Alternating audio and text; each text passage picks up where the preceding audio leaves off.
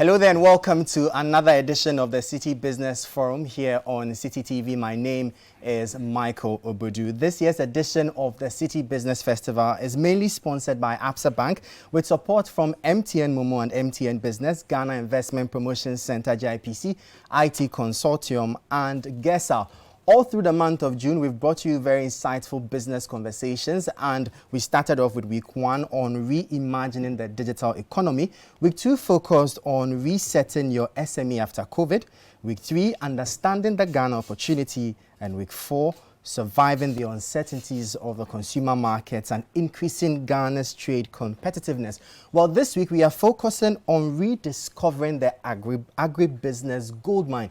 We know that COVID has had significant impact on various sectors of the economy, and the agri sector is no exception. And the latest on the block is the issue with the Russia-Ukraine war, which has dealt severe blow on the agri sector, raising a lot of concerns, particularly about food security, not only in Ghana and the continent, but in the world at large. Well, today we have a rich panel of people who have experiences in the sector crossing over 30 years, and will be digesting the whole agribusiness space in the country to find out which opportunities are there to take advantage of. Well, stay with us. We'll bring you more.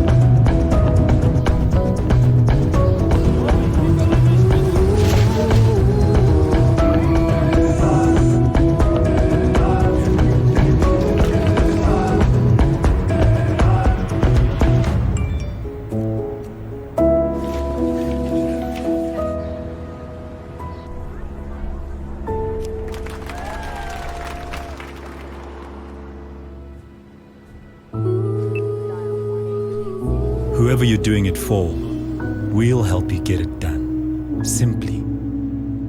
That's Africanacity. That's Absa.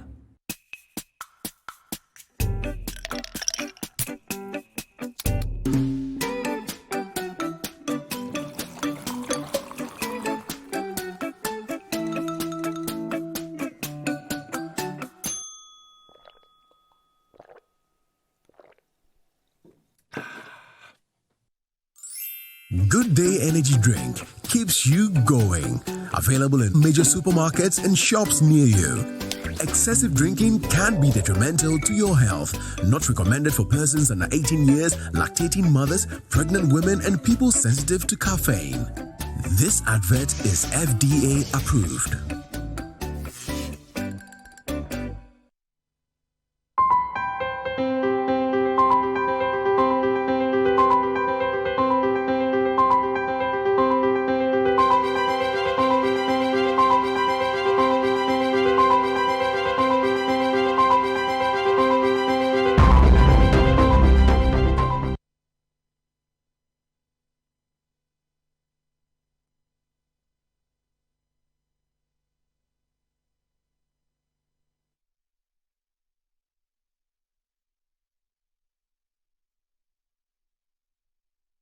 Yeah, welcome back to the Citi Business Forum. My name is Michael Obudu.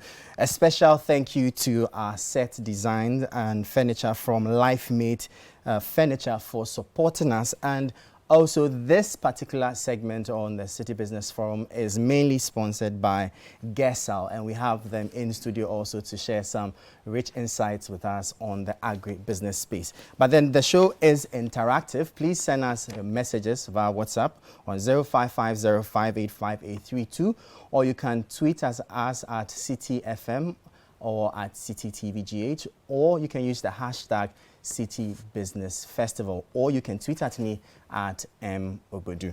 We'll go straight now and introduce our panelists for today. Well, right to my left is Miss Catherine Krobo Eduse. You're welcome. She's the CEO of Eden Tree. Welcome to the show. Thank you. And next is Mr. Kwesi Kobo. He's the CEO of Gesal. And then we have the head of agribusiness at APSA, our major sponsor for the festival, Mr. William Nete. You're welcome to the show. Thank you. And finally, Professor Roger Canton.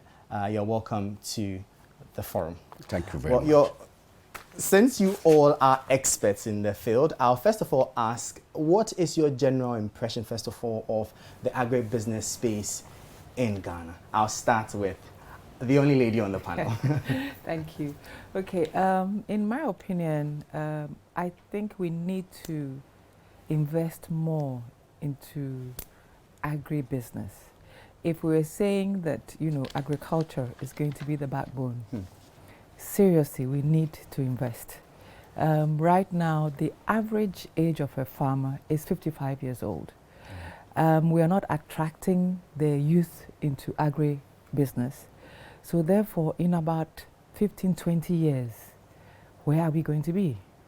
So we really need to invest in agriculture. Investment is the key to absolutely boosting our agricultural space. And I'm really looking forward to hearing more of the stuff you have for us, because I know you are very keen and passionate about the sector. I've heard of a lot of the proposals and suggestions you shared about how we can get the youth more involved in this. We'll be hearing more of that. Now, Mr. Kwesi Kobe, your turn, please. Oh, agribusiness, well, growing steadily, like any business, has issues. I mean, we've got to take cognizance of the fact that along the value chain, there are various activities along the value chain. Input, production, aggregation, marketing, so forth. And each one has its own challenges. But I think that I feel very assured sometimes, because that's the only sector within the last 2 years, during the COVID era, that it witnessed some positive growth globally, which tells us that it's quite resilient. And I think that, like Catherine said, we need to be more strategic and invest more to realize its potential. So thank you very much. All right, Mr. Absalak. Thank you. Yeah, I think that there is opportunity in the sector. There's great opportunity. Catherine mentioned about the aging of our farmers, but we also have young people who are energetic, who want to go into the sector, and that creates opportunity. And from APSA, our point is utilizing the opportunities that people have and making them a reality for them. And so that's where our focus is. Along the value chain, we see opportunities like Mr. Kobo shared, and we are looking forward to investing more in that sector. Thank you. Awesome. Prof, they are talking about age here and the fact that most of our farmers are elderly. Is that really a cause for concern, first of all? And what's your general impression of the agribusiness? Yes, I would say it is a cause of concern, because if I am aged or I am not well, how will I go? And agriculture needs a lot of energy. No matter if you're having certain down pumping money, you need to go and evaluate. You need to go and verify what is happening and what is not happening. So aging is quite important. And that now tells us that we need to move into another phase. That's mechanization. We just saw in Ukraine, where I was trained. I stayed in Ukraine for 6 good solid years. I've been in most of the farms there, from Kiev out to Kharkov, Poltava, Severodonetsk, all of those areas. I've done practical works in them. You see, the Ukrainian agriculture when I was there to today are different. They have very good machinery, equipment, right from planting up to storage. You go to the northern Ghana, the average agrarian work is being done by Sister Catherine, her sisters, and mothers and her daughters. They are the people doing the job. They still go and bend down several hours planting grain, which can be picked by birds. They go back again. Okay, like I keep saying, the African woman's work is never done every time they are working. Meanwhile, we have tractors that can mount hitch planters. Within seconds, huge acreages are handled. Look at them when they show the radio, they show them on TV. Why can't we do that? And I think lack of commitment. And as the Bible says in Ecclesiastes 10:18 or so, that money answereth all things. And she said it, and my colleague panels agreed. If you don't put in money into agriculture, forget it. Agriculture doesn't work from nothing. And I have said, and I shouldn't be quoted out of context, during Kufuor's time, when there was a project by Bill and Melinda Gates Foundation, they insisted that it was for Nigeria and Benin. But because of the good governance of the then His Excellency John Agyekum Kufuor and the Malian president, Bill and Melinda Gates insisted they should add Ghana and Nigeria into a climate smart, or they call it, I'll get the name of the project, should be kept there because of good governance. And before it has stopped, two governments by then, that is the president of Niger and the president of Mali, were overthrown because of grain prices went beyond the rockets. And usually, you know, the military have a monopoly over confusion, so they have to come in to step down the confusion. So that just tells you and I how imperative it is. Food is number one. Every other thing can come after that. Wow. So basically, we should look at agriculture as a national security issue and give it all the priority. It's the most important you can find. Yes. I think it's quite interesting you mentioned there that you studied in Ukraine. I'm sure there's a lot you can share with us, especially from their agri perspective.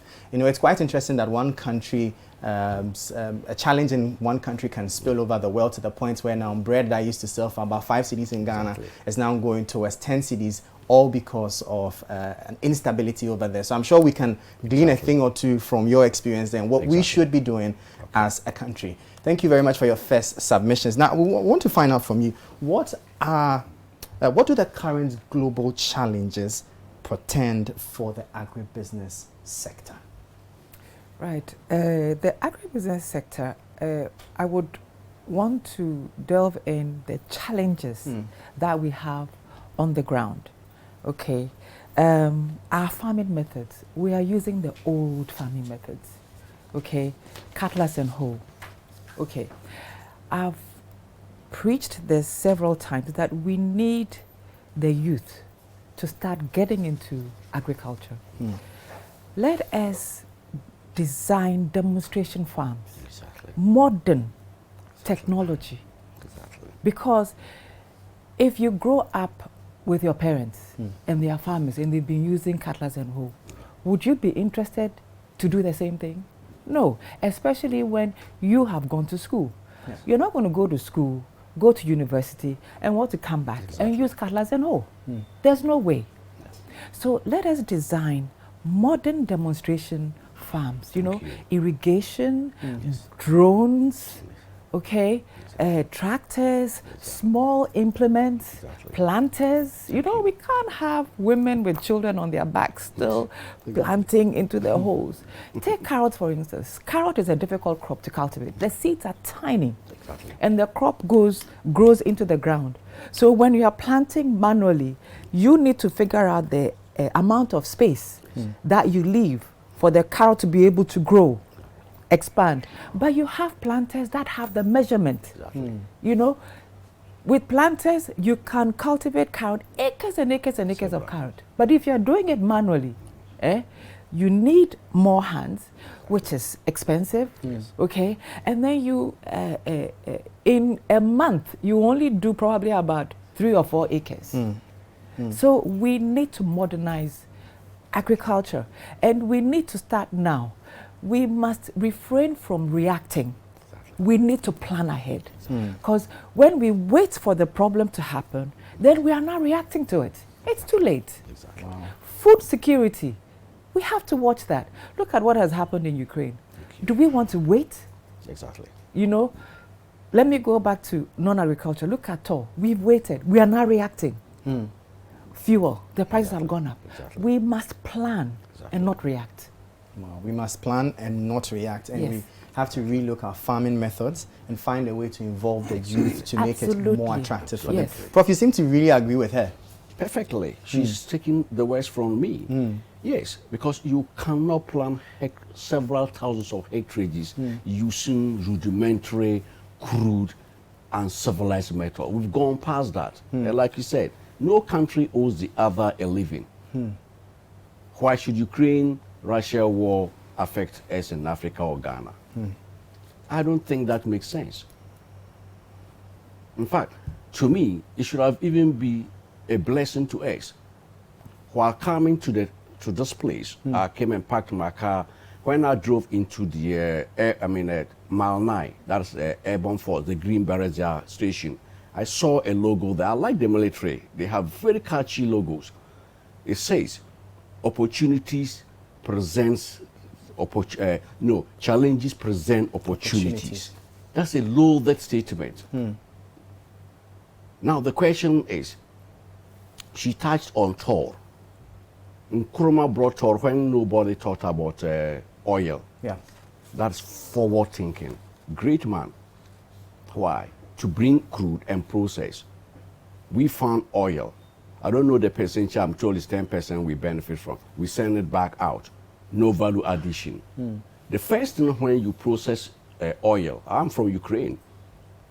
What you get as byproduct, besides gas you flare, which doesn't make sense, you have a lot of nitrates, which will produce the most important mineral that crops need. That's nitrogen. 2, potash, the second most important nutrient. So if we were using Tor to process, this become a bonus, and we will use this to make fertilizer. This is fertilizer. Morocco is doing it. Ukraine, Angola. You found oil. Is it sufficient to just sell it to people cheaply? Even the sales have its own challenges. You could create jobs here and give the most important fertilizer to drive your agriculture. Wow. The richest black man, Aliko Dangote, a very nice friend of mine, what has he done? He's put up a fertilizer plant in Lagos that can produce about 3.5 metric tons of fertilizer, urea, which is key to support the Nigerian agriculture. And they are saying that it is only when they are okay before they can send the others to other African countries. Should you sit back and go into fire brigade, reactionary approach to solving your problems? That doesn't make sense. And here again, we're talking of leadership. She said it, leadership. Think ahead. So you're basically saying that we need a forward-thinking policy approach in promoting the agricultural space. Realistic, achievable policies. Real, not hypothetical, not computer, not Europe. She said it all. Based in our system. And we have the technocrats. We have the critical mass. This country doesn't lack anything, I can tell you. Go to any university in America, UK. I never schooled in Ghana anyway, almost university. You go and see Ghanaians, what we do when we're in Russia. Most of the best students were Russian and this other country, Malta, of the over hundreds of students, Latin America, Asia, and Africa. Ghanaians were the best students there? Yes, after Malta. Malta was the only country that used to beat us. Because their number was small, but our number was big compared to Nigeria and others. That tells you that the Ghanaian is somebody unique. Go to the UN, all the FAO, UN, everything. The quotas for Ghana always fall. We rather go to other. So critical mass is not our problem, but you need leadership. How do you drive them to achieve, to do what we need? Can we galvanize them? And we are not doing that, unfortunately and regrettably. All right. Thank you, Prof. So basically for you, it's a policy and a leadership issue if we really want to promote the agricultural space. As she has said from the mechanization point. Okay, Prof. Thank you. Mr. Kwesi Kogo, what's your take, sir? On the global challenges and how it affects the agribusiness space. Well, I mean, a number of things. First, we're working in a very globalized world, which has own repercussions and consequences. That countries are independent.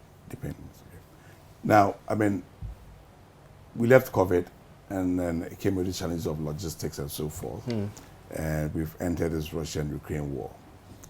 And rightly, I think that there are some commodities that, as a country, you can do it competitively. I mean, maize, rice, poultry. I mean, those are very clear things. And of course, like you said, food security is a critical thing. I mean, earlier on I said that during the COVID era, one of the sectors that was resilient was agriculture, but whatever it is, you have to eat. The beauty about agriculture is that if you take a crop like maize, household consumption, biofuels, alcohol, so it has a multi-uses now. multi-user, so which makes it it's more resilient in terms of markets. Now, I think what Catherine and my good old professor has said, I think it all comes with the same thing. That what is it that we want as a country? Exactly. You know, let me take two things to illustrate what I'm saying. Let's look at our production systems. It is important that we mechanize. I don't think we all have it. But the question of the scale of mechanization that allows economic return that matters. We have pursued over the years a whole preponderance on smallholder farming. Exactly. Without looking at commercial or medium or commercial farming. I mean, I haven't been to Ukraine, actually, unfortunately, but I've read a bit of Ukraine. And they went through their collectivism in the Russian era, went back, and now they've gone to commercial farming. Exactly. It allows you to invest in technology. It allows you to invest in mechanization. What have we done as a country? We always keep on touting ourselves that we have 44.72% people engaged in agricultural production. I think that's inefficient. Yes. I mean, you go to countries like Brazil, like the US, those engaged in direct agricultural production, so less than 3%. So we got to ask ourselves the question, what is that we want? Okay, that's the first one. The second point is this, that, I mean, we have on our books a lot of legislation, but the challenge I see is that there's a lack of what I call policy coherence, coordination, and collaboration. So let's take the agricultural sector, let's take the poultry sector, for example. Maize prices have gone through the roof because we haven't had any strategic stock to buffer our farmers against any upsetting or this happening. Now, of course, obviously, we're buying our poultry from Europe, from other countries. Now, in these days where there are rising food prices, naturally, most countries will say, well, let me hold back and restrict exports, which means that you're going to have concomitant increase in prices. That's what we are seeing now. So the question then is this, that how do we tackle, let's say, the poultry industry? You have various agencies that have a role to play in that. Now we're coordinating. For example, you know, chicken, EU does not import chicken from the US for two reasons. One is chlorination, two is the excessive use of antibiotics. Okay. So it offers farmers in the EU region the ability, the space for them to increase their resistance. So, and in that means that falls under the purview of Ministry of Health every year. We know that imported chicken tends to be cheaper. It could be a result of export subsidy and so forth, or it could be anti-dumping, we don't know. But then, are we using our Ministry of Health to educate Ghanaians on the nutritious state of our chicken? That could create a market effect and pull the industry up. Are we doing it? We're not doing it. Talk about production systems. Let's take our weather forecasting system, for example. Meteorological service. How well connected is the industry to the meteorological service? So we get proper and adequate weather reporting systems. So the issue is that there is a lack of coordination. As a country, we've got to make a decision for ourselves. Do we want to address food security and do we want to address industrialization? I mean, the two can go hand in hand.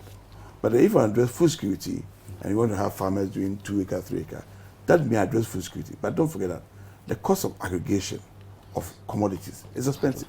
And their inability to invest in mechanization because they have small holdings. So my view is that let's pursue the two. But I think the time has come for us to say, let's address the issue of commercialization. What can we do? Let's take irrigation. I want to give you, we see where the conversation is going. Maybe my partners may agree with me. We've always, as a country, gone into large public scale irrigation projects. 5 years, it goes down, governments take a lot of money and rehabilitate. I've been involved in a number of them. Now, if Catherine, Prof. or William here have a farm where they've invested a bit of irrigation, can we look at the policy? Can we now support private sector firms to improve the irrigation system? You know, so we've got to be very flexible. We've got to be very, very nimble. We've got to ensure that all the key, and agriculture is not just about agriculture. It has consequences in other sectors, roads and transport, communications. I mean, Ghana Meteorological Agency falls under the Ministry of Communication. I don't think you're aware. So you've got various sectors playing a role. So let's take a cross-sectoral approach. We will not take advantage. Today, the price of some crops, of course, I agree, wheat may be difficult to grow here. But rice, but maize, broiler, soya. I mean, if I tell you soya, yes, we've seen increase in soya production. But most of these soya beans are going out there to Turkey, to India because of some kind of certification issues. Now, how well have we equipped our soy processing factories here to develop soy cakes that are free of FFAs? So sometimes we can talk ad nauseum, but I think a time has come when we all have to agree that, like I said, there has to be some leadership. Exactly. And there has to be some strong dialogue. How do we coordinate? Exactly. How do we bring about, so we eliminate policy coherence among the various sectors. And unless we do that, and has happened in Brazil in the 70s, when they embarked upon their revolution, it's well documented, promoted medium, large-scale commercial farming. Exactly. Ensured that farmers were doing 2-3 acres, move them up a bit to 30-40 acres. Ensured that embarked to put research, resilience seeds and so forth. Exactly. So those were the equipment. Then out of it came the processing plant. And so today, Brazil is a powerhouse. If you read American Revolution, it tells Agricultural Revolution. Even in universities, what they call the land right, is the land right act, where they allowed universities to come up in the Midwest and so forth to bring about research.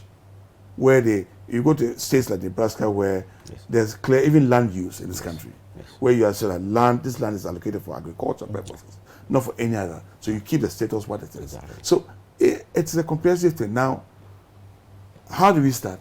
Well, some of us are trying to start in our own small way by working with the banks and so forth. But I think that all of us here, the four of us and the others in the agricultural space, let's all take a step back and ask ourselves, we know what has to be done. Some of us have to raise our heads above the parapet and then bite the bullets. Interesting. So basically, if I understood what you're saying, you do agree with Prof that it's a leadership issue, but also there must be coordination, policy coherence, and then collaboration, and ensuring that agriculture does not just lie with the agricultural sector. It works. You need road network, you need communication, you need water reporting systems, you need research, you need health. Okay, look. Let me give you an example. We bring in a lot of agricultural products. We know countries in the normal times would find ways to help producers export these things, and the various export subsidy regimes and so forth. We have in this country the Ghana International Trade Commission, which always look at issues of anti-dumping and so forth. How well are we even using them? So they all have an impact on the sector. And unless, I said, we have a holistic approach, and we should be clamoring for that as agriculturists, that how do we coordinate? How do we ensure there's coherence? That if road is in a road in a certain area where we agree that this is a designated area for this value chain, how do we ensure that road network goes there to improve upon it? I mean, these are the kind of discussions I think we need to have it and talk about dispassionately, devoid but technical issues, and agree and bring everyone together.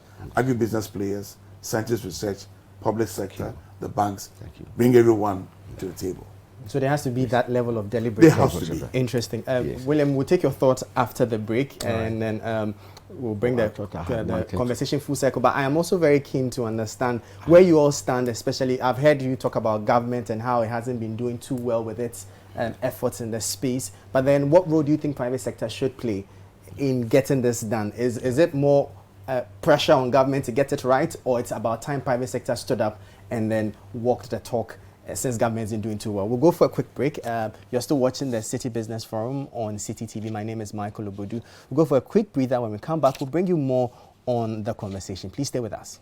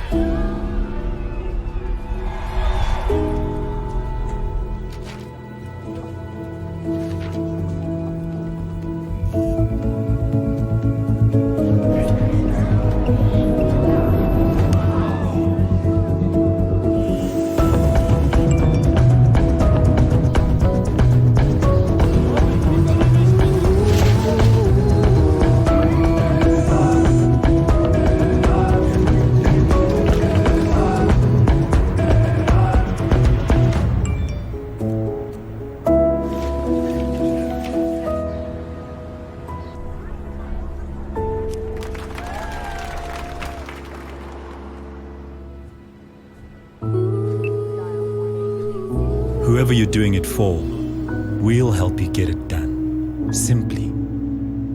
That's Africanacity. That's APSA.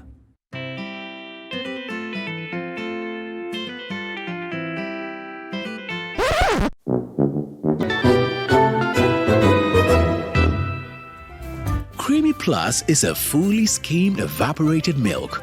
Creamy Plus is available in a shop near you. This message has been vetted and approved by the FDA. What does money mean to you?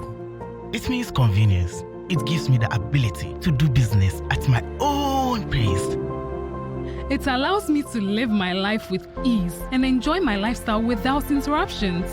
Security. I can make investments I can trust, and I know exactly where my money is all the time. Having the flexibility to do what I want to.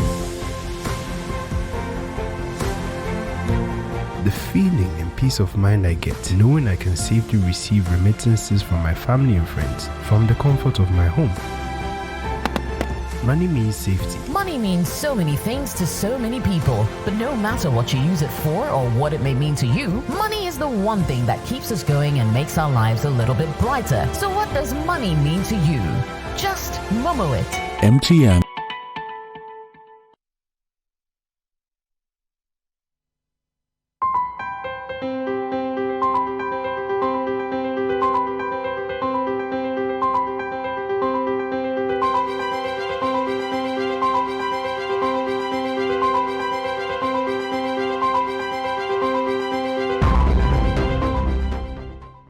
Yeah, welcome back to the Citi Business Forum here on Citi TV, and wherever you're watching us from via Facebook or on DSTV, thank you for tuning in. And the conversation for today is rediscovering the agri-business gold mine, and we will remind you that this year's edition of the festival, Citi Business Festival, is sponsored by APSA Bank with support from MTN Momo, MTN Business, Ghana Investment Promotion Center, IT Consortium, and GESAL. And a special thank you to LifeMate Furniture for our beautiful set. Well, this particular segment is sponsored by GESAL. But please keep your messages coming in. You can send them via WhatsApp on 0550585832, or you can tweet at us at CityTVGH, or you can tweet at me at mobudu, or better still, tweet with the hashtag Citi Business Festival. Right before the break, we were talking about the global challenges in the agribusiness space and how it pertains to Ghana. But then now we're going to hear from William from APSA Bank. Give us his thoughts on that particular question. All right, thank you. We've all heard from the various panelists that, yes, it's had significant impact on the nation, and we can all feel it. Prices have gone up, and it's affecting the general lives of people.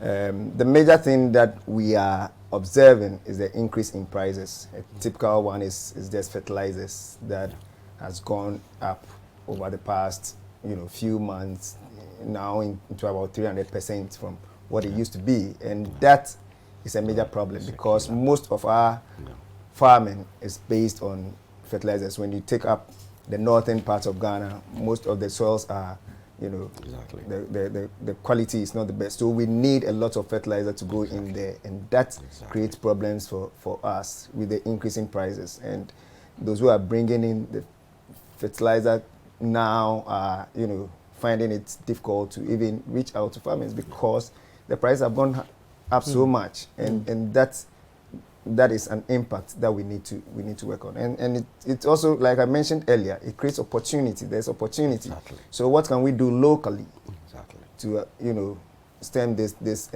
tide? He mentioned what is happening in Nigeria. Can we do that? If we can't do that, what else can we do as a nation to reduce the prices? We know about the commodities, Ukraine-Russian war. Even before then, and COVID, what happened, during COVID, we realized that countries are not willing to even go release their commodities to you. What are we doing internally? And we need to build on that.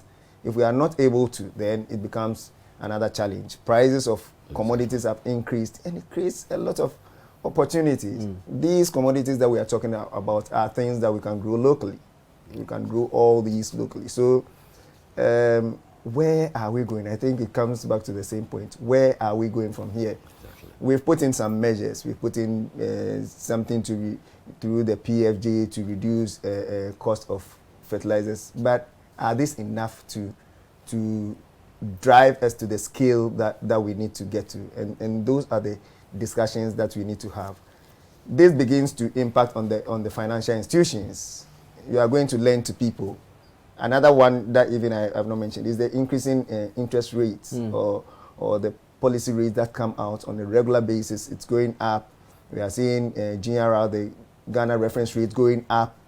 It gets to a point that, I mean, it begins to hurt. It begins to hurt because when you give a facility at a rate, your GRR is sitting at 20.8. You need to add on margins for your activities. Then it goes to a range that becomes difficult for people to repay. And that would impact on the financial institutions. We now get to a point where you are deciding, do I invest in these areas that have been mentioned, or do I hold back and then find alternative uses for the finances, which will bring me benefits, but the risk will be, reduced. So it creates a lot of imbalances in the system. And we as a nation, we as a people, have to sit and decide. KK talked about collaboration. I think there's the need for a lot of partnerships, a lot of, working together to be able to reduce some of these things. I mentioned that we at APSA, we see opportunity in there and we want to go in there big. We are doing a lot. We have people who have been trained to do a lot, but you need collaborators. So we work with GESL, we work with other agencies to make sure that not just giving out the loan, but also sort of managing the interest rates if possible, work with partners, make sure we can reduce the interest rates for people who come so that the loans will be repaid. So there's real challenges that we need to work together. That's about financiers, because you're torn between doing what should be done and what is safe. Yes. How do you then strike the balance? Well, I mean, like I mentioned, for us, we see opportunity, and so we are going for it. And that is why I also mentioned that we are working with partners. We are working with MasterCard Foundation that helps us to support agribusinesses and women-led businesses and youth-led businesses to be able to fast-track the growth. And we are seeing more and more people coming. We are working with GESL. GESL provides risk mitigation for us. We are thus able to step into a bit more riskier areas and then know that you have some kind of comfort or cover. We are not taking unnecessary risk, but we are also beginning to be innovative in the way we do things. We work with, currently DBG is coming on board. We are looking at how do we even get funding to come in to sort of reduce or manage the interest rates that is on the markets. No doubt the interest rates are high, and for agri, that is not going to help our cause. We need to find a blend that would help us to reduce the interest rates and make the growth that we are all seeking to come to pass. I think it's very commendable the fact that you'd even venture into that space rather than do what others would do safely by just lending to government and knowing that one way or the other their money is secure. But then we'll be acting as ostriches if we pretend as if the global happenings are not impacting on us. Yeah. But then the question is, what then is the way forward? How do we preserve ourselves and grow our agricultural base to the point where we become significantly immune to external factors? That's why I said we must stop reacting and we must plan. Okay, let's take for example fertilizer. Okay, we have waste, household waste. Okay, rubbish dumps. If there were companies that would go into doing organic waste, it will help. Then when this crisis comes, we are prepared.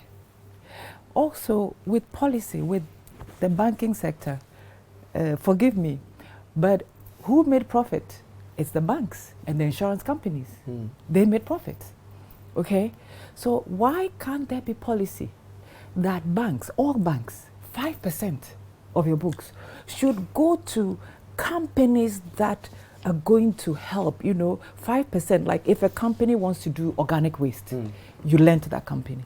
If it's agriculture, if it's irrigation. Let's take water, the floods, the rains that came. Where has the rain gone? Where has the water gone? Do you know? It's gone into the sea. All of it has gone back into the sea. And like Kwesi said, the big irrigation schemes don't work because there are pockets of farms all over. Why can't we task our engineers? How do we trap the rainwater? Instead of the floods causing all sorts of problems and havocs and killing people, how do we trap that rainwater and use it as irrigation? Wow. You need soil, you need water, and you need inputs to plant. All that water is all going back into the sea. Resource. Wasted. It's gone for the year. Now we have climatic conditions. The rains, you don't know when it's going to rain, when it's not going to rain. We must prepare. We must plan. We must not react. I see. This is how we will cushion ourselves from the global issues if we can be self-sufficient. Where do you think we should start from? It's big. Let every sector start from where they are responsible at. The engineers give us a way forward on how to trap water. Agriculture, health, everyone must do their bit. And it shouldn't be just talk, because that is all we do. We talk. We talk. We'll probably come back here next year and keep talking. We pray not so. We need to be intentional. Youth, how are we doing it? Do we have modern demonstration farms for them to practically learn? You talk about private sector. Private sector should also get on board. My brother, we are suffering. We are suffering. Eating tree, we are into fruit and vegetables. Fertilizer has gone up, so that affects the cost of raw materials. Now, the major part of our work is distribution. The cost of fuel is a worry. Gone up by more than 100%. Precisely. But we still have to distribute, and we have to do it, by vehicles. Energy. In the food sector, fruits and vegetables, we need to maintain a 24/7 cold chain. You won't believe how much ECG costs us. Okay? There are so many areas. So private sector, it's not that we have lots of money that we can now start going to do infrastructure that shouldn't be us doing it. Do you see? We are suffering. And it's interesting. I can imagine the dilemma too, because cost of production is going up, but you also can't outrightly go up on your prices because people are not buying. That's the issue. So if people are not buying your products, how are you going to be sustainable? Eventually, you are going to do what? You're going to close down. Tough times there. Now, you mentioned the issue of policy to force the hands of the banks to lend. Absolutely. The Agri Minister actually mentioned something of that sort, often that they are pushing for a policy to mandate the banks. But whilst you started speaking, William smiled. So, William, do you agree with this? At least 5%. Do you think it's a fair approach? 5%. So, like I mentioned, at lower interest rates. We are deliberate in looking for opportunities. Okay. We can't just say that, take 5%. Somebody will say, and I've talked to farmers and agribusiness actors a lot, and you say 5%. Somebody will say, 10%. Somebody will say, make it a single digit. So where is the fine balance? What I'm saying is that it is not sustainable for us to be at the levels at which we are for agriculture to thrive. We need to deliberate and come to a point where we say that, look, this is a good range for us to operate in. I mean, if you consider what is happening in other African countries, West Africa, you realize that we're on the high side. Exactly. So how do we work as private partners? And when she mentioned private companies. We are also a private company. We are also suffering. But you are making profits. You are the only guys making profits. So you know, let's work together. Let's work together as private people, but also let's get government leading the way in some areas so that we can get the results that. But do you buy the idea of some level of a quota? Yeah. Do you buy into the idea, or you are doing well in the space, but then maybe to get to what others in line? I'm in the finance space. Okay. I mean, look, what's the reality? The reality is that the banks are lending more than 5% to agricultural business. You see, let's be clear. And across board? Across board. You see, agricultural value chain is right from production to markets. Okay. So there are various activities that fall under various sectors. If you go to, I don't want to give major companies' name, but I'll use Eden Tree here. Who's in production? Who's into marketing? Her marketing aspect of it, if she has a processing factory, which she has, will be considered as a manufacturing. May not reflect in the classification as agriculture. Okay. So that's the first thing. So I think that there's more, the banks are doing more for agriculture than anything. But you see, I've always maintained that agri-finance is just an icing on the cake. You finance based on perceived risk. And risk cuts across both from the firm level, the value chain itself, and external environments. Now, some risk has nothing to do with finance. For example, if you bring a project today, interest rates, like Reddy said, it's high, it's 20-something%. For some tree crops, like there's some tree crops that there's no way where it's 6-7 years. There's no way you can borrow at 28% and then pay for it. It's not possible. Now, you can you can force the bank to say, give out the money, but the finance will show that it's not feasible. I think, for me, the way we should approach this is that what are the key issues that inhibits or creates issues for the bank? I mean, Catherine mentioned issue of cost of inputs. What can be done to make her more efficient? Yes. You know, when we tackle all those things, you will then see the great impact of finance, resonance in all these things. But when you say, all right, bank should you do it sectoral allocation. For me personally, I think it's a very slippery slope. Okay. Yeah. Right, but since you said they do more than 5%, I'm sure Catherine want to up her percentage to about 20. Yes, but when I say 5%, at a reduced rate, not at the same commercial rate. But I guess then the Development Bank Ghana becomes a major game changer for us. I mean, yes, but what are they going to do differently? Because previously I said that donor funds came into the commercial banks to lend at a lower rate, you know, to agriculture or small companies. But they didn't because it was not attractive to them. So their money goes back. You see, okay, so there are two things here. So we're keeping proper, but let me, there are two things here. Yeah, there be funds. Yeah, I mean, okay, there's a demand and supply of finance. And there's a responsibility on both parties to come to the table, which means that the private sector, which you and I belong, we should also come to the table on the basis that we would also honor whatever obligations we have to the bank. And also for the banks themselves, also from the supply side, to ensure that they also are readily available at the right time to do it. Okay. The DBG, which I'm very concerned with, it does two things. It's supposed to provide long-term financing of a long-term tenure, which is also critical. Because the challenge is that if I borrow 10 cedis and I have over 10 years to pay, so my principal is 1 cedi. If I borrow 10 cedis and I have 2 years to pay, my principal is 5 cedis. The cost is quite a lot. So the first one, it addresses the issue of structuring loans. That's the first one. The second one is that the interest rate they are proposing is a lot lower than what the bank, but it's a wholesale bank, which means that the banks will then go there to offtake money to lend. So that's to address some of Catherine's problems and also address some of William's problems. But what is also important is that sometimes some of these funds that come in also come with various restrictions.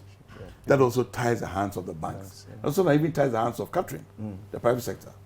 And maybe at all costs, I'll give you money, you have to work with smallholders of a number. 10,000. Whether it's commercially feasible or not, 10,000. No. So I think there's a time that for some of the finance products is to make sure it reflects what the business realities are And I think that will help address. So I'm speaking for both Catherine and William. Yeah, the mediator at this point. I'm at this point. All right. So we'll hear from Prof, but then I'll come back to you on this.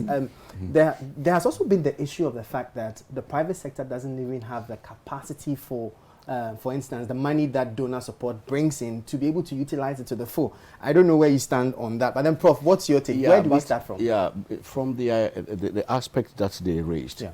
You see, I was a young person some years back during the Achampong's era. I was in the primary school. It was that era that the government found it prudent to create this agri-development bank purely for agriculture. That bank performed so creditably. I recall my school is the only school which had sit-form practical agriculture. Here, people who go past the O level and were not willing to go to university and did agri, have science background, did 2 years practical training. After that, the bank, Agri Development Bank, gave them all the equipment you need. Tractor, everything. I have my seniors who are some of the best rich farmers in the north, the Gombes, went through that system. The bank had, the government deliberately supported ADB to do that. It was consistently, ADB unique. As I said now, anytime I'm to save anywhere, I go to Agri Development Bank because I'm so passionate about farmers. I should give back something to ADB. My companies are all there. Why? Because that is the way to go. Now, ADB has been left to fight with all other banks on the same level to survive, commercial banks. And yet you are saying they should support farmers. It can't be done. I'm not a finance, but it just doesn't make sense. So there should be a deliberate attempt to have supported this bank consistent so that they will step down. You shouldn't be charging them. Bank of Ghana should be its child. Bring the loans down for them so that they are purely agriculture. So they are not going to put so much into. Now they have all left agriculture and they are competing to survive. And that's why my brother said policy incoherence. You said something. The Sisala East and Sisala West are the highest producers of maize. EU brought almost 650 million euros to support Upper West to bring foodstuffs from the producing areas to market centers. More than half of Upper West land is Sisala land, and we produce all the food. How much food does the Dagaba or Wala areas produce? Virtually zero. When this EU rules was handled, no Sisala district got any of them.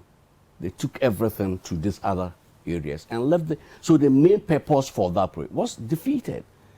So are we a serious country? He talked about meteorological department. The information they gave, if you're an agricultural person, you fail because they exist only for aviation. What they give is purely aviation to guide aircrafts when there were storms and other. But there should have been a component called agrometeorology. I have been trained in agrometeorology when I was in Ukraine. It provides specific information, very good, to support farmers. But if we say that there will be a storm coming from, whom is that storm going? That's purely, it has nothing to do with agriculture. So, like he said, we need to work together. A government came out with a policy, planting for food and jobs. Who came out of that idea? Was it discussed with technical people like my type? No.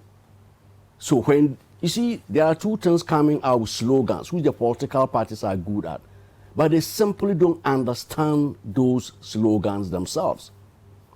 Slogans should be underpinned by strategic, tactical, and surgical plans to implement them. And that brings me to, when you talk of a development plan, I have it on my laptop. Consistent, excellent job that has been done. Now it has been dumped somewhere, and parties are parading manifestos. A manifesto, I call it, it's like, it's somebody is happy today, he promises something. He gets power, he can throw it away. But a development plan is everybody, and the Ukrainians, Russians, that's what they do, consistent. He used the word coherence. It doesn't matter who is the leader, every country. And that's why you are asking that we protocol. I don't control the pay. So no matter how great my ideas, I don't have the pesos. Whatever they are talking about agriculture, if you take research out, you are wasting your time. All this country invest in research. Malaysians came to Nkrumah and our oil palm research scientists went there with our dwarfs and other and trained them for over 4 or 5 years. Now they are leading because their government have seen the wisdom and went in for it. I'm told now even China is producing cocoa. Yes. Ghanaian scientists are there helping them because the government have seen it. They are prepared to invest. Here they don't. Now we have CSIR. Our CSIR. Who funds CSIR? Who funds CSIR? Tell me. As I sit here, mostly it's salaries they pay. Unless a project comes from somewhere, and the projects are the donors who determine what they want. I've worked in CSIR for 30 years, so I know what I'm talking about. I have the empirical and release my sleeves. I can tell. So we need to be serious as a country.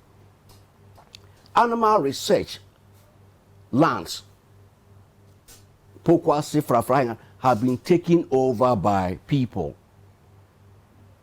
Government land, Nkrumah gave those land. Go there, several acres, more than half have. So I was happy when the regional minister, I salute him and his RECSEC, that's a Greater Accra, demolishing people. This is land Nkrumah secured to support science. That's the basic. Look, false experiments that were done over 50 years. Joron sometimes the Vlola, they went and mowed them down. Wow. Seizing research false, turning them into commercial empires. Is that the right thing to do? Everything starts from research. What is research? We should see beyond today. It could be financial research. They do a lot, the bankers. What are the prospects? He said 20-something years, or what is it, catering? What will the system be like if we still remain at the same level? So I think we need a systematic and an organic planning. Let us, all of us, sit down and discuss these things. They are doing one village, one dam. You go there, they are just trenches. Hydrologists were not involved. I visited a number of them as a technocrat when people were making it. So they don't qualify to be called dams. Upper East like this have the best water bodies. They don't need one village, one dam. They're just dredging some of them because a project that's sent me over 10, they have done so much. They have so many. Upper East is an excellent place in terms of water bodies. But if you go to northern and upper west, these are peculiar areas. So the emphasis is can't be one size fits all. When it comes to policy issue, let us also be practical. Where do we have a comparative and comparative? Invest there. But you just don't make things equity. It's not everything you should talk of equity. Sometimes select the areas with the potential. I've just given you, this is a huge potential in agriculture, and he said it. Let's go beyond this trade. So invest big time there, and you slaughter the this, and we are fine to go. So the others, we are not saying drop them away, but it should be strategic. But we can't, everything is silver rat, is it, you call it pro rata. You should be strategic. Okay. Yes. Thank you very much. You just heard the Professor Roger Canton sharing his thoughts on the topic rediscovering the agribusiness gold mine. We'll be going for a quick commercial break. We'll be back with more on the topic. Please stay with us.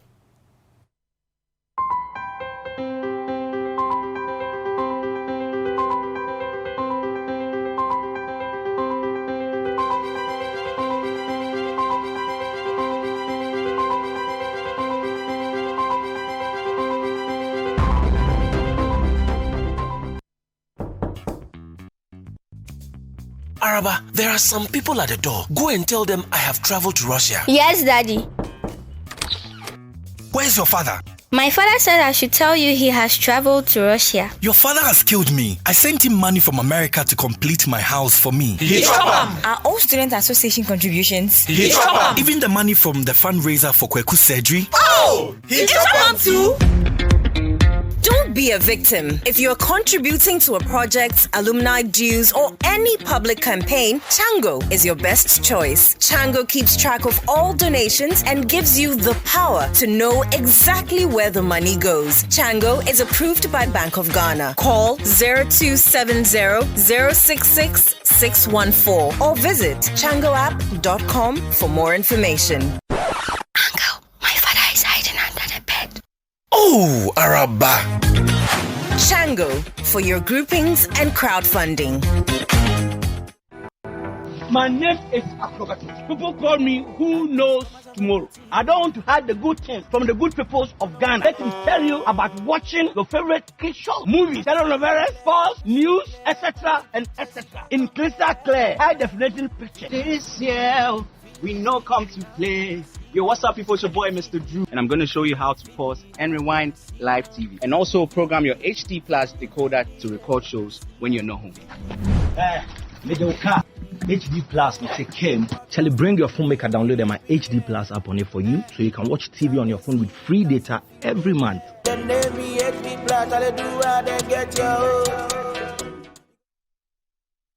Hello and welcome to the This is Ghana exhibition.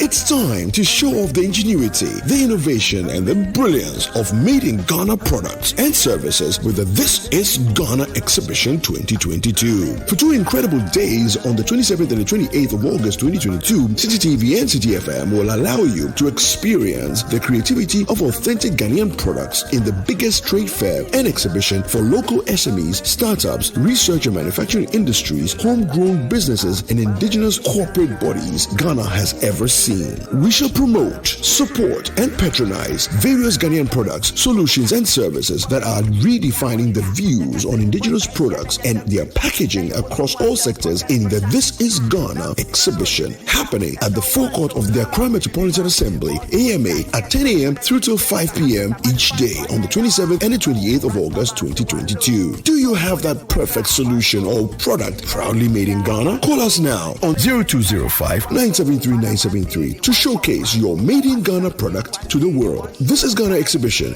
is powered by Citi TV and Citi FM. I'm made in Ghana. What does money mean to you? It means convenience. It gives me the ability to do business at my own pace. It allows me to live my life with ease and enjoy my lifestyle without interruptions. Security. I can make investments I can trust, and I know exactly where my money is all the time. Having the flexibility to do what I want to. The feeling and peace of mind I get knowing I can safely receive remittances from my family and friends from the comfort of my home. Money means safety. Money means so many things to so many people, but no matter what you use it for or what it may mean to you, money is the one thing that keeps us going and makes our lives a little bit brighter. So what does money mean to you? Just Momo it. MTN.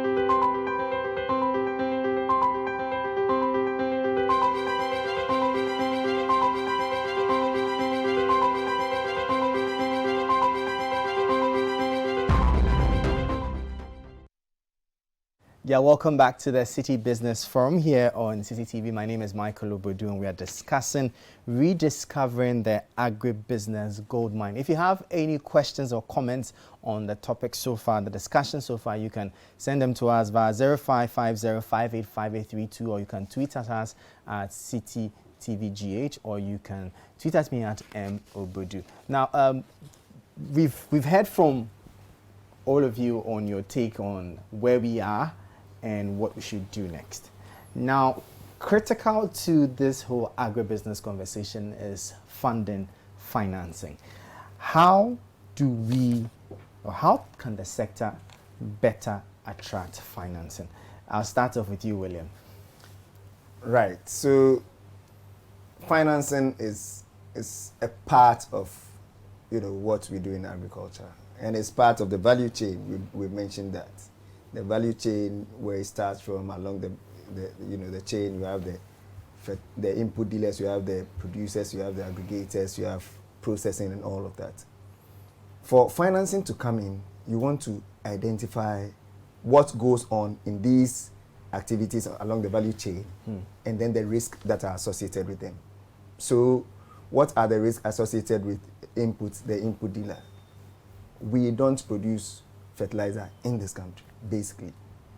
Very little is done here. All that we do is imports.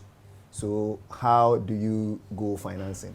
That means that your financing is always going out to other countries to bring in the fertilizer, and that puts pressure on our forex, and that is a challenge.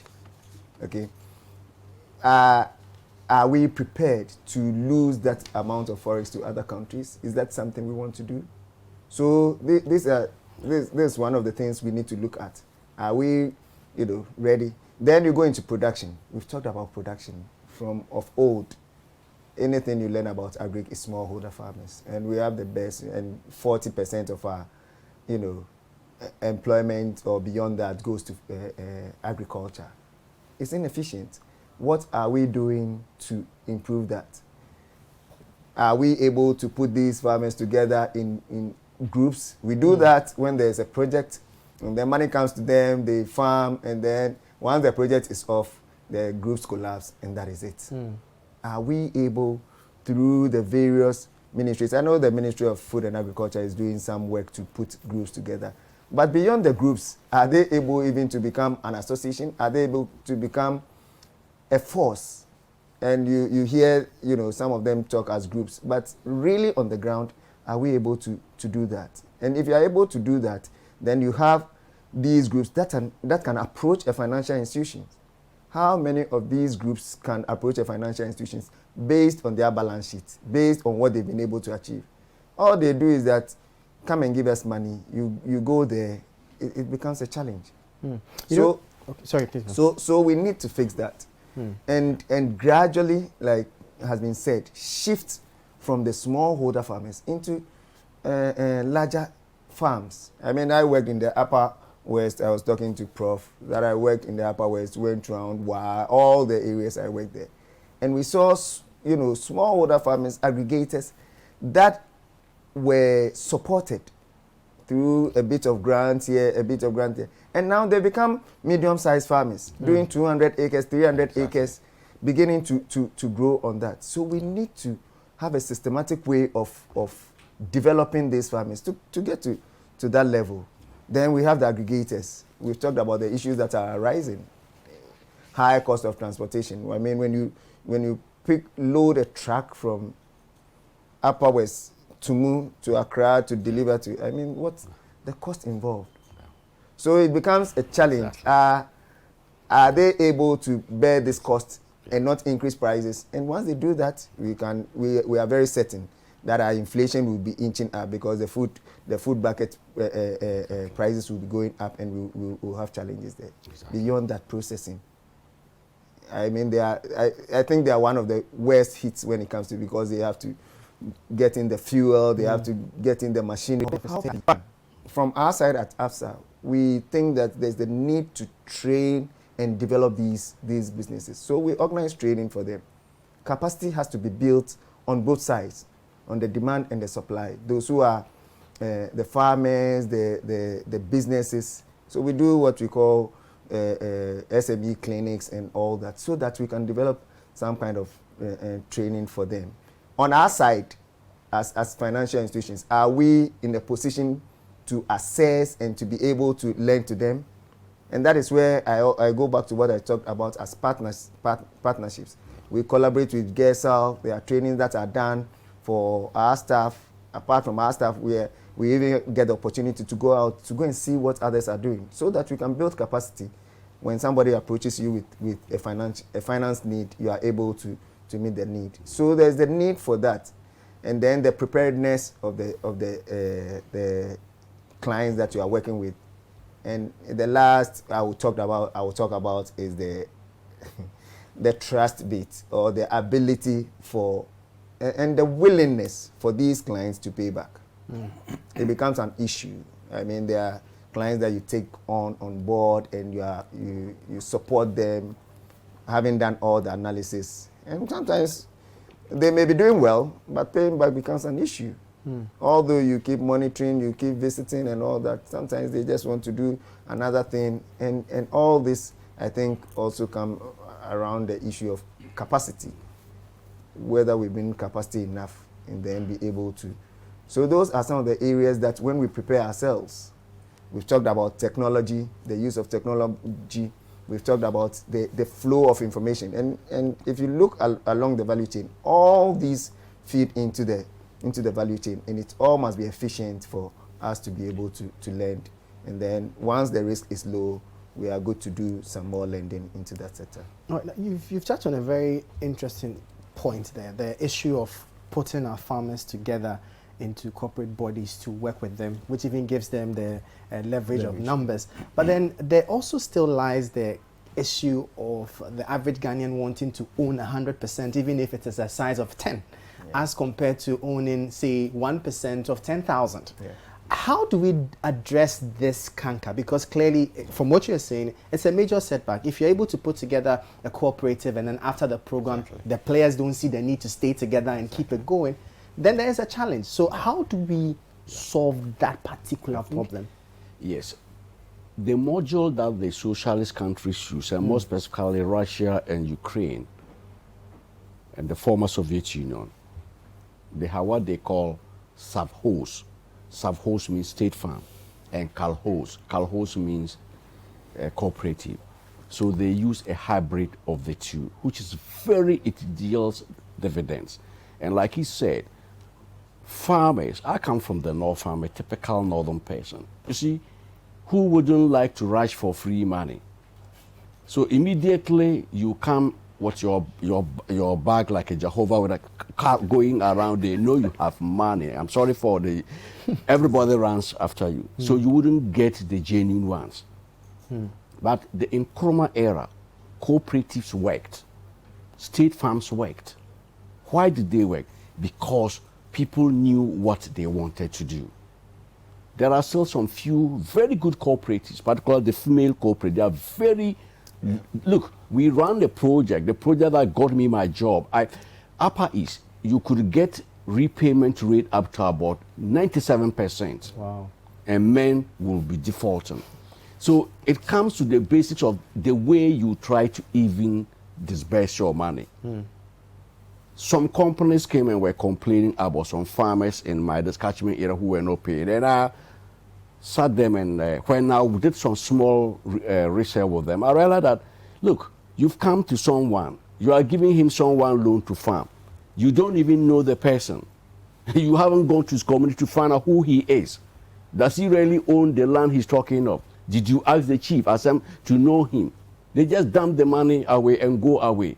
So if you do that, recovery becomes a problem. So if you blame the mouse, you blame the cat. Sometimes those doling this money out are doing it through the most inappropriate manner. They dump them, you dump farmers and come and sit in Accra. After about 3-4 months, you want to go and recover. You get nothing. Because you don't know the person you are working with. I'm the national president of Social Union. I go to talk to my farmers. They say, yes. Some people just come and dump money. They don't even come back again. You don't know the geo-coordinates of his farm. There are projects I've worked on in northern Ghana several years. The U.S.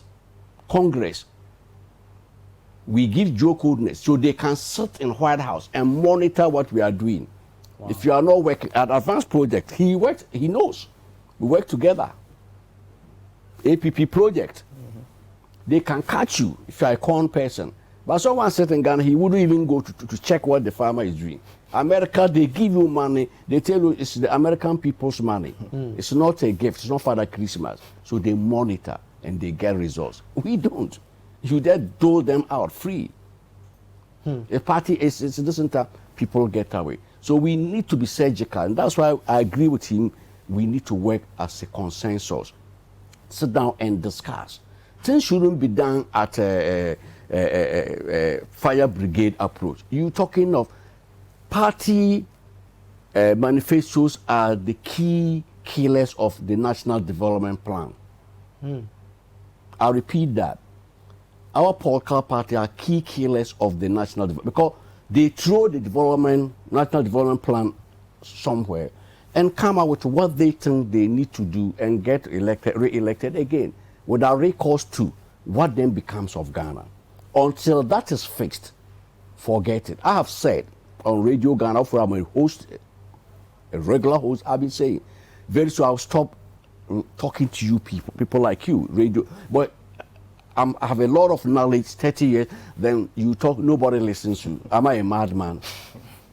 You say it, nobody. So I came here because of Bernard and Kojo, but I wouldn't have come because I'm tired. No, but you can't give up so soon because we need people like you who have the experience and expertise and the know-how to get this running. But let me talk to Catherine. So basically, you are a business owner. How do we then get Ghanaians to be more open towards partnerships to scale up? We have to start.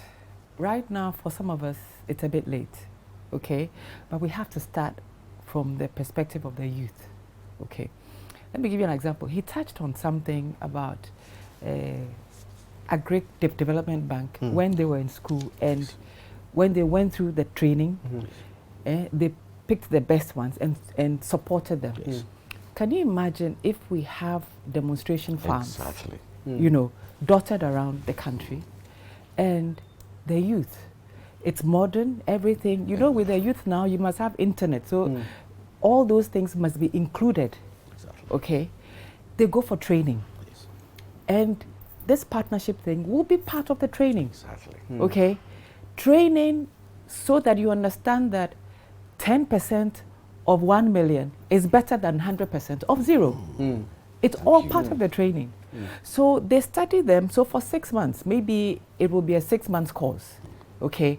So that with that 6 months, they are able to study the ones that will do the work. Exactly. Because by all means, there'll be some who are just interested in money, some who are serious. Gender plays a part here. Exactly. You select maybe 4, 2 males, 2 females. Yes. Set up together, partnership, will support you. And that's where it starts from. Exactly. You know, we have to be intentional. I'm sorry. We have to be intentional because not everyone has the resources, you know, to come together to form a partnership. Interesting. Dike, do you want to say anything on it? Do you have any points on it? Oh, which one? Oh, the whole issue of how to flip that narrative. Well, it cuts across not only agriculture. Okay. I mean, that's the way it is. I mean, I think, how do you tackle it? It's baffling sometimes, you know, but I believe that some of these things should be created from school. There should be a mindset change. And I'll probably do that to a psychologist. But it's quite the same. But can't you mention a point? And one of the challenges we've had in this country is that we don't drink deep and it's all surface. And it's about numbers. No, it's not about numbers game. It's about what I call the coalition of the willing. Start with those who are willing and move them. Sometimes we need to dig deep and pick those who are willing to move along with.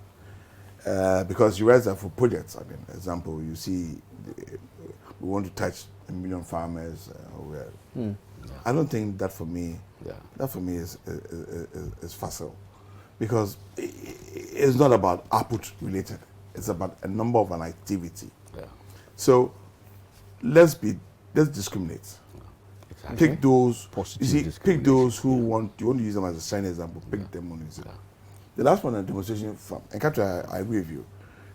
What I would say is that if you go around this country, which I have because of agriculture, you go to various farms. You'll be marveled at what you see. I was having a discussion last week with some individuals from a project we were talking about climate smart, and we're talking about the oil palm industry. And I said that, I was telling them, look, you go there now and people are getting 20 metric tons a hectare, and you see the kind of climate mitigation things you're doing, cover crop, canals, through our oil resilience in seedlings and so forth. So I think what we need to do is that, for me, I won't even say let's create a demonstration, but let's use exactly like cutting your farm as best practice. And let's build up what you've started. The challenge is also that when you start things artificially, it does not really capture the mood of what has to be done. Use existing businesses, support you, that Eden Tree will be the place to go for vegetable production. Because you're already in the business. And then what about they support it to show the best practice? If it's oil palm, if it's cocoa, go to existing farms. Because that really captures what actually happens on the ground. I think that will be. But as for Ghanaians working together, the last part I probably say is that, you see, look, agriculture, like any other business, is about efficiency. Okay, we've spoken about one of the challenges with smallholder farmers is that the ability to, what I call it, make investments. And I tend not to too much worry about size. I tend to look at more of returns to value. And let me give an example. Efficiency. In the agricultural sector, which Catherine works in, values are high. You can get an acre where you're making so much money per acre. And if you go to the cereal sector, or let's say the sunroot and tuber, you may not get that same value per unit area. So I am not one who looks at issues from land size. I look at issues from return or terms of turnover. But it's important. Why is it important? Because if I have 100 farmers scattered over an area of 5 square kilometers, and I have 100 farmers who are contiguous, but they're doing 2 acres each. That 2 acres means that they're doing 200 acres of a contiguous farming. It allows me to bring in machinery to do harvesting, because there's a return to me in providing the machinery, and I make money. If you take rice, for example, the difference between threshing manually and threshing mechanically, you lose about 30% of your seed to the wind. So if I have 100 rice farmers who are contiguous, it's the same, you see that in Vietnam, Thailand, it's a smaller, but they're doing it, they're mimicking a large-scale operations. So when I bring in a combine harvester, I know I have 200 acres of land or cultivation to harvest. What does it mean? It means that he's not losing 30%, but the one who's bringing that equipment is also making money because he has a captive market of 200 acres. So that's what people say. We have to think through what is it we want to do in this country. I mean, that's where I'll end. Very interesting submission. I still have to come back to you now on the whole financing conversation. Well, your company, from what you say, has existed for about 3 years, but you've been able to raise over 600 million Ghana cedis worth of funding for the agri space. What is working and what can others learn? Well, I mean, 2 things. I would say there's a demand side and there's a supply side. The supply side are William and the what I call financial institutions, and the demand side, Catherine. I don't know whether you place me in between them, so that But so you got 2 sides. Now you got to create a condition for the 2 sides to want to talk. I mean, for the financial institutions, the reality is that they want to make money. I mean, when I speak to most of them in the financial institutions, they tell us that, well, you know what, agriculture is a sector that is resilience. And earlier on, I'd raised some issues about the resilience of in terms of the multi-use of agricultural products. So one product has so many uses. So that's the beauty of it. But then there is the issue of what is it? It's risky. Risk takes various forms. So on the production level, maybe it's about pest risks, diseases, and all kinds of things. And each activity along the value chain brings to the table its own risk. So the banks want to be sure that, or the financiers want to be sure that those risks have been mitigated in a way that will not impact on their revenue. Then you also got, Catherine, the demand side, who also have very good projects. They also have their issues. Sometimes they have issues of within the firm level also, the way they structure themselves, their management, governance systems, and so forth. So what we do is that for the banks, we've provided a lot of training programs for them, where we've gone in partnership with the National Banking College. And our philosophy is simple. Utilize existing institutions. And one of the problems in this country, we like creating new institutions all the time. So we've utilized the National Banking College, which has a certain moral and legal persuasion of the banks that allows the banks to understand agricultural cycles and so forth. When we started, the idea was that the banks normally bring the applications to us because it's the banks that we are guaranteeing, not catering. So they bring applications to us, we assess. But then they have the process, we have our processes. So we realized that it wasn't working. There was a need for us to jointly do what we call the pre-assessments. Yes. So in doing that, we're also building their capacity to understand agricultural structure. You see, financing, unless you understand the structure and the cycle, financing will not work. Financing reflects what the structure is. Okay, so that we're doing at the banks and it's going very well. Okay, now with Catherine and my friends, because I'm also part of Catherine's group, we've come up with a way to address this. We are cognizant of what you call the moral hazards, because if I advise Catherine, why don't you tweak your business this way and what is the problem? She say, basically, told her to do this. As soon as there's a problem, well, I won't pay. So we're trying to work through the banks to effect that change, to say, this is your business, this is your vision. Okay. Strengthen your governance structure. Ensure that on your board you have people who have relevant skill sets to help you. Look at your management. Then let's look at your business itself. What do you want to do? Where are the markets? What are the risks that can come out of the markets? Your production systems. Are you being efficient? Are there clear benchmarks that you use? For example, it's poultry, egg laying rate, mortality rates. So we also work through the banks to reach out to Catherine.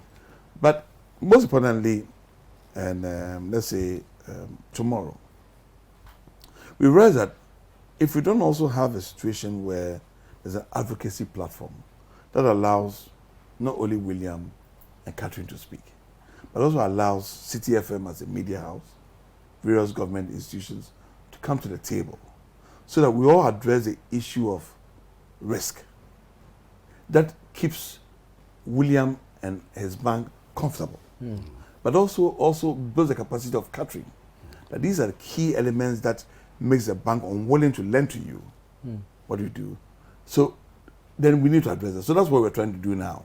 And have a platform where, because we're sitting between the two of them, which I'm literally doing now, and also because we reached out to the scientists like Prof, MOFA, various ministries, which I don't say, they all play a part in it.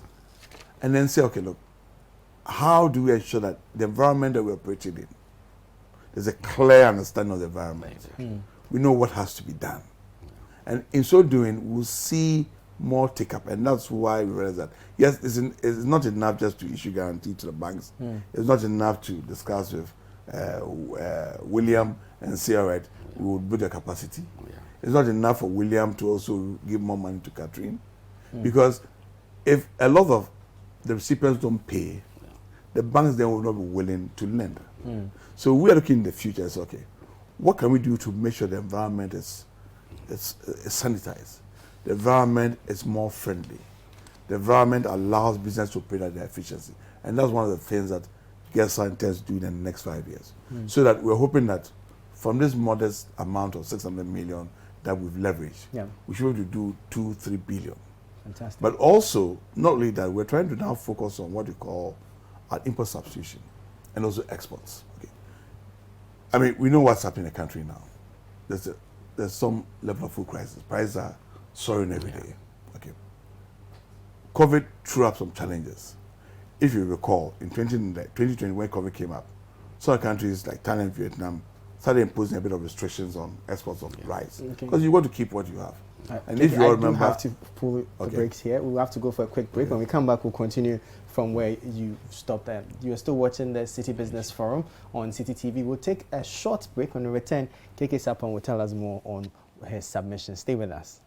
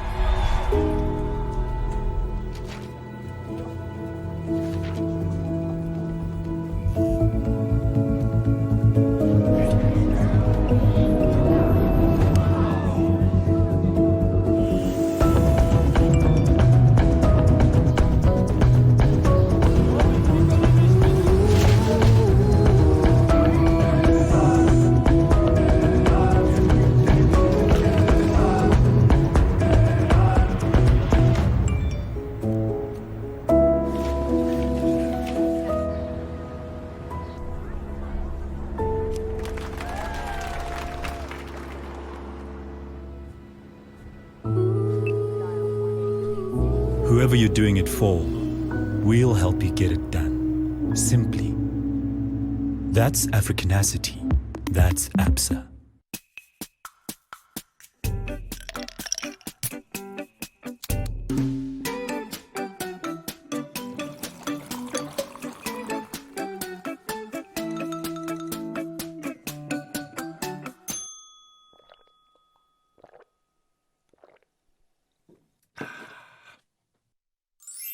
Good Day Energy Drink keeps you going.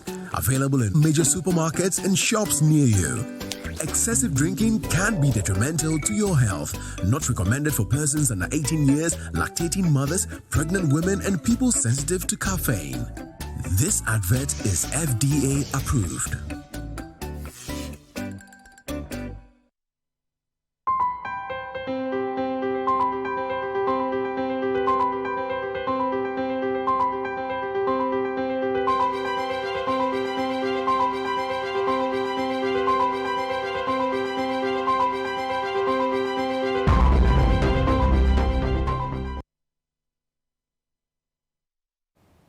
Yeah, welcome back to the Citi Business Forum here on Citi TV. Now, a couple of messages have come through. Hello, Citi TV. Thank you for this program. I'm blessed. I want to ask Madame Catherine what opportunities does she have for the youth in her company. I would also like to ask Professor Roger if CSIR have opportunities for people who are willing to come to them for information and technical knowledge in agric. This is from Josephine from Amasaman. Now, another one says, my question for Kwesi Kobo is the CEO of Guest Hours. We know there are various value chains in the agribusiness. Which aspect is really presenting opportunity in Ghana now, and where can we start with less finance? And then there's also, I would like to ask Mr. William Neti what his bank has an opportunity for young people going into agribusiness. I don't know if you want to respond to some of the questions quickly before we delve in. Well, maybe in my response. Sure. Okay, so you were telling us about how some countries like Malaysia and the likes were... So try to restrict. I mean, if you recall the World Food Crisis in 2008, and then now we're in the same situation. But whatever it is, you look at data, we're still importing a lot of poultry. Okay, we're still importing a lot of rice. Now, we believe that there's opportunity for us to turn the narrative. So one of the things we're trying to do over the next 3 years is to do a deep dive into how to finance a successful rice miller from production to milling. Wow. See how we can assemble all the critical elements of state actors, whether Food and Drug Authority, Ghana Standards Authority, wherever it is, to create a successful so for the bank to see that if you finance the rice value chain this way, from production to market, then it opens a floodgate for more people to come in. Okay. So we're trying to target rice, value chain. We'll look at the poultry. And with poultry, it stands on 2 legs. Feed, maize, soya, and other ingredients. Okay. Then you got the processing. But if you don't produce the broiler, you can't process. So we won't target on that. We also look at tomato. I mean, and that is one of the things we want to do and we want to do it with a very deep dive. And the deep dive means that the research scientists, we're now, for one project, we're looking at various seed trials. You ask us why would a finance house be involved in that? Because it is a risk. We want to ensure that that seed, those seed trials will come out with right optimum output for a hectare. So that's our focus as we move along. Okay. But then, like I said, all these things can happen if we, and we call it, we sitting where we sit, can bring everyone to the table. So that if it's a rice, for example, lands commission, how do we look at lands in the water region and the northern region? How do we address that? So if you're an investor, you come, you want to go to the bank, to a bank, for example, let's Catherine, all right, your land issues, we're willing to help you address that. You know, all the key issues that will make him comfortable, we'll do that. You know what happens? 2 things happen. He's willing, and he's then willing to reduce his margin on his GRR rate I mentioned to ensure that it also makes you competitive. So that's what we plan to do in the next 3 to 5 years. That is our strategy. And that's a very interesting model, and I like the way it's very thorough all through the value chain. So all the bottlenecks are addressed all through it. Catherine, you had some objections to... Yes. So to William, not to me. So this is a finance question. I want to know why, first of all, when you go for a loan, and I'm talking from experience. Okay. You go for a loan. Okay, so you want a 500,000 loan for your business. So before it was landed property collateral. Now they don't even want landed property collateral anymore. That is like it's too much trouble. Trying to sell it takes quite a long time. So they are asking you for cash collateral equivalent to the 500,000. So then I ask myself, if I have 500,000, why am I coming to you for a loan? Now, somebody who doesn't have landed property, doesn't have cash collateral, how do they qualify for a loan? Before you come in, I think one of your colleagues who was here had earlier explained that Absa Bank was creating some exemptions where you could monitor cash flows and use that to leverage. I don't know how that works in, but okay. I mean, look. So I'm in the middle, so let me speak for all banks. So that, Catherine, you're right, but you see, we've been involved in financial arrangements where clients did not provide collateral, cash collateral. It depends on the nature of the finance and what you want to do. Okay. The second one is that some of the banks have come out with unique products where clients are also even giving collaterals. In fact, one of the banks, I don't mention name, but has a special youth program where they're giving loans of various levels to youths engaged in agricultural production-related activities, so forth, with no collateral, backed with our guarantee. So our guarantee is providing that relief to them. The problem is that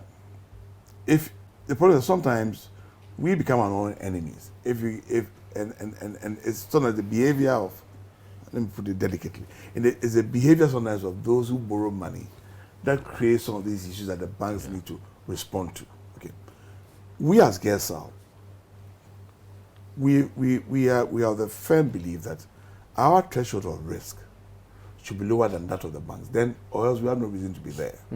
So even though our guarantee does not serve as a collateral, but then in the unlikely event of a trigger, or loan be called it, our guarantee gives some relief to them. So sometimes the bank will say, give us a bit of cash, but not all. If you bring $500,000, they'll probably say, give us 10%, because they also want to make sure two things, that you also committed to it, because you can, some people like taking all debts, no equity. So you commit to it that I'll provide those 50,000 cedis of the amount that I require, and the bank then holds it for you.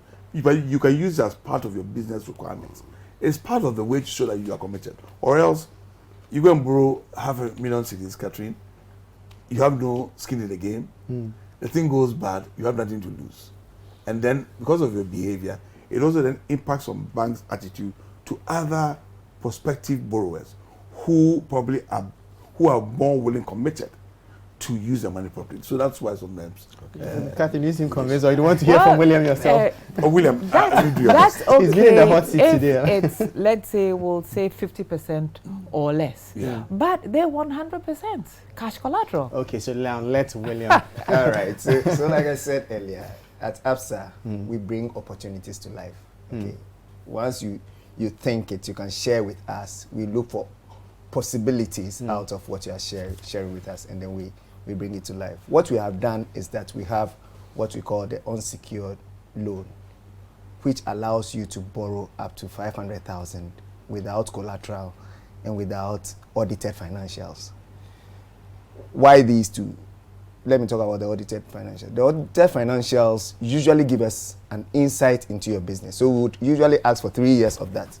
What we are doing with that is to check from your financials how your business have trended over the past few years, to see where the pitfalls are, the years that you didn't do well, what were the issues, and how you resolved it and all that. And it gives us a sense going forward.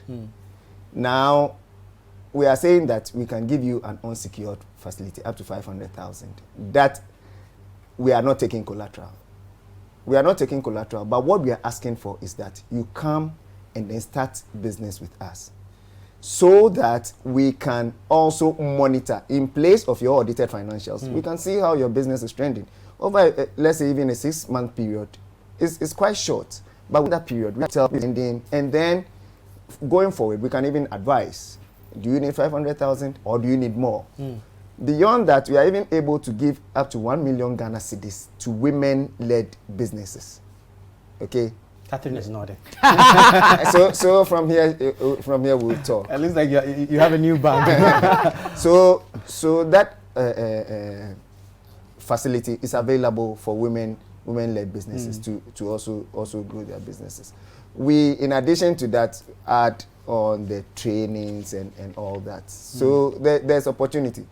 When we are giving you this unsecured facility, like KK mentioned, sometimes the bank will say that you may just have to put yourself in it a bit. We've talked about equity and how to, relate to some of the people within the industry and getting finance. And we are not very good at, I'm putting my money in, you put your money in, let's do it together.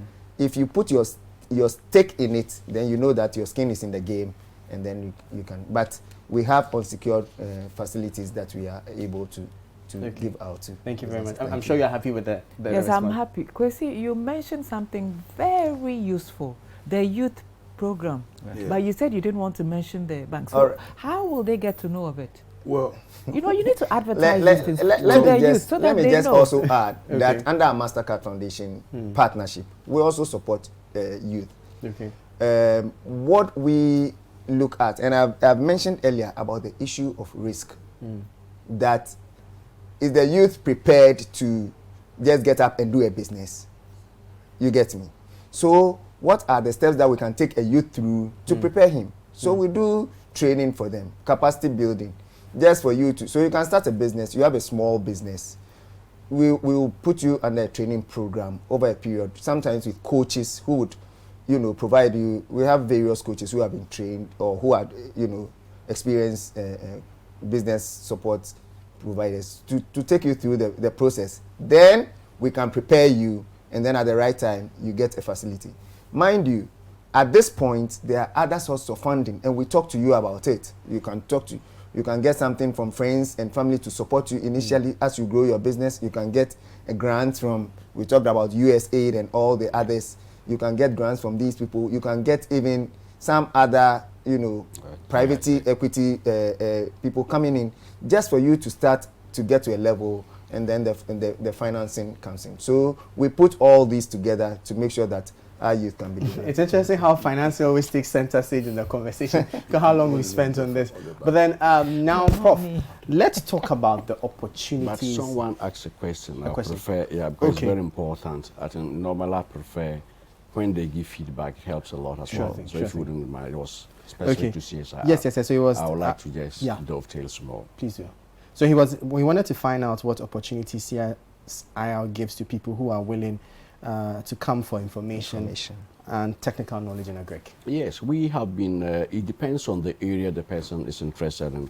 I used to work with the CSIR Savannah Agri Research. If it has to do with typical crop production, cereals, grain, dry legumes, vegetable, we have training courses that we do offer. My sister institute, Crop Research, have been advertising them in the papers, internet, they are there. Animal research does on dairy, animal husbandry, snails, and all those things. Food research also does the same. So we have those opportunities. You just need to contact our head office or any of them, because we always advertise them through our internal generated funds program we call commercialization divisions. Crops research in Kumasi, Fumiswa, Savannah Agri Research in Nyankpala, food research in Accra here, and animal research in Accra. Oil palm, like my friend from Gesa have said, most of the technologies he's talked about were generated by the CSIR in the oil palm sector. I'm sure he can get more information from your website. The website is animal research. Interesting stuff there. Now let's talk about opportunities. Prof, you have done extensive research, and with over 30 years of experience in the agricultural space, I'm sure you are the best person to help us understand what really are the main opportunities in the agribusiness value chain and how do we start to take advantage of them? Yeah, actually, I could spend the whole of today, tomorrow, next week on the opportunities that we have. Do it in 5. Yes, the opportunities we have, for example, maize, soya bean, and then rice. These are top-notch crops that respond to external inputs. That is, you use the right right varieties, targeting at the right ecology, also looking at the input requirements in that range. For example, maize. We produce maize varieties and hybrids more than any other African country in the West Africa. Wow. Yes, and we've won awards under this bill and agreement for best breeding and also dissemination. These are climate smart varieties. What is climate smart? Varieties that have been bred, they've changed climate and the changing climate variability within the context. I talk about nutrient use efficiency, or we call them stress resistant materials. That's low soil fertility, drought, floods, and all these things. So we have them, particularly for maize. That is why Ghana now, we don't need to import any maize. I keep saying, and I'll repeat here, any attempt to import maize into this is purely scandalous. There's no need to. We have the capacity. It's just going to be chop for somebody, which we should just stick away from. I think at advance you are aware of that, because some years back, as old as 2017 data, we've said 1 million hectares is being cropped, and we have even more than we need. And that's why I said, when Planting for Food and Jobs came, 2017 was problematic because we in research were not aware of a party having that policy, so there was a challenge. But going forward, 2018, 2019, we fixed that. We have enough seed to go to support the sector. So, yes, maize, we have done so much. You come to rice, as I talk. There is a rice variety we've released in SARE called CSRR Bansu rice. It takes only 85 days. No rice in this world. We worked with Thailand, can mature. It's almost like millet. So you can grow it several times if it's under irrigation. And that rice is targeted at ecologies where you have a flood. So when the flood recedes, you can plant it and harvest. You can get up to 4.2 metric tons. That's about 42 tons per hectare. You divide that by 2.5, that's for an acre. This is wonderful. The yields are that good. So in the upper regions, we're targeting the youth and women in the wells and then dugouts. They can grow that so that they can harvest before animals can destroy them. Well, CSR Mali, Agra rice, which is perfumed, and then that of Gbewa rice, perfumed rice, top notch, that can confirm like Uncle Ben's rice. There was some British NGO that came and did some work with this. They picked our Gbewa rice samples and added Uncle Ben's rice. They carried them out through radio GTV and Radio Ghana, and they cooked them into various recipes. And when a panel tested them, they preferred ours just like they did Uncle Ben. But you know the Ghanaian mentality. Everybody wants to say, I bought Uncle Ben, purely out of ignorance. But we have produced varieties that are very nutritious. There haven't been any chemicals, because farmers are using the barest of fertilizer application. You go to soya bean, as my brother said, we've come out with one of our varieties called Favor. We have Jenguma, and we also have Soluntia 1, Soluntia 2, we have Afaya. These are top-notch performers, comparable to what you have from the US. You can get up to 2 metric tons per hectare. But we just need support. If the product, that is the inputs, are that expensive, for example, the minimum you need for soya bean is like, say, at least 1 bag of a campa or 2 bags of a yara legume, which you people were promoting. That is quite good, and it will help people to come and pick these materials and run with them. Prof, so you've spoken about maize, millet, maize, soya bean, and rice. Yes. These 3 that you've picked, if enough attention was given to them, is this enough to solve our concerns with food security and growing the agricultural sector proper? Is this enough? Absolutely. Take a crop like maize. As a typical northerner, any northern person, I'm talking about hard-boiled northerner, whom you feed with anything outside TZ in the evening will tell you that he slept hunger. I have a friend whose wife, the mother visited us in Boku, and the wife, that's her daughter, cooked rice. When the lady went back to Bolga, she said she came and slept hunger, but she didn't get TZ to eat. Similarly, if you go to Volta region, Bernard and Co., if you don't feed them with akpele, they complain. You come to my sister Catherine and Co., if they don't take fufu or banku, they are not happy. You go to the ministries, the big men, you know, all want to Hausa Cocoa or Burkina and those things. So these are some of the crops that cut across traditional areas, and the yields are also very, very good. You have the hybrids for those who have the wherewithal, but they consume more. The hybrids are actually, if I may use it, like a pampered child or a nagging woman whom you have to spend so much on. That's for the hybrid. But if it is the OPVs, you are good to go. So we've given all across. And another thing is we've given training to people, like you said, we have technical leaflets. It looks like you meant it when you said if we give you all day, you could go with the opportunities in that space. But then we're running out of time, so let me take 1 minute from you, William.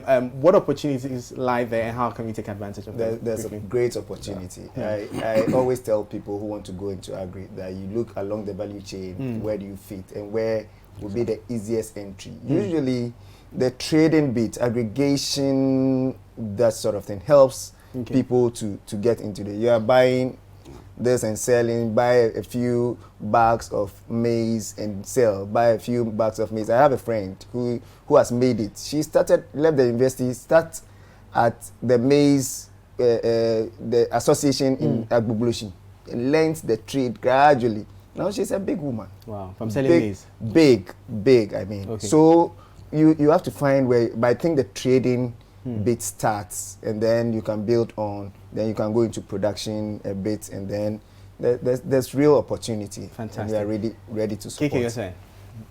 Oh, I think the lot of opportunity depends on where you are. Okay. Ecological will determine what kind of value chain it is. To depend on where you're positioned, which chain, whether it's in a production related, aggregation, processing, there are a lot of things to do. I mean, if you see people, when you drive and people have, this strip plantain that they've fried, it's all agribusiness. You got to go and source their plantain and do it. So there's a lot of opportunities. All I would say is that my advice is that those who want to enter, like any other business, you've got to be dedicated and committed. And then fortunately, there's a lot of information out there. I mean, even the banks now have a lot of information, the research stations, and stuff like that. And also, we can point you out to people like Catherine who can mentor you and help you make the right decisions. Thank you, Catherine. You have the last word. Okay. I would like to focus on adding value. Okay. We can look at opportunities where items that we import into the country, a lot of, in order for us to keep the dollars here, we should start adding value. Like, for example, juice. Cereals juice. We have a lot of cereals juice coming into the country. We have fruits. So if we can look at adding value and producing our own fruit juices, I think that would be a good opportunity for us. I thank you very much, Catherine. Krobo Duse is the CEO of Eden Tree. We also had Kwesi Kobo, who is the CEO of Gesal, William Nete, the head of agribusiness, and Professor Roger Canton, formerly of CSIR. Thank you so much. You made my work very easy, and I really enjoyed every bit of the time spent here interacting with you, and we're hoping that we will see significant change in the agribusiness value chain moving forward. Well, thank you so much for tuning in to today's edition of the Citi Business Forum. It was sponsored by Absa Bank with support from IT Consortium, MTN Momo MTN Business, Gesal, and IT Consortium. My name is Michael Obodu. Thank you for tuning in, and a special thank you to Life Mate Furniture for our set. This beautiful set is by their kind sponsorship. To follow up on the conversation, you can check out our website, citynewsroom.com or citybusinessnews.com, where we'll have more follow-up conversations on this. And also, if you want the full tape of today's series, you can find it on our YouTube channel and on our Facebook page, where we streamed live. Thank you again for tuning in. Please let's connect on Twitter at @mobodu. Thank you again, and bye-bye.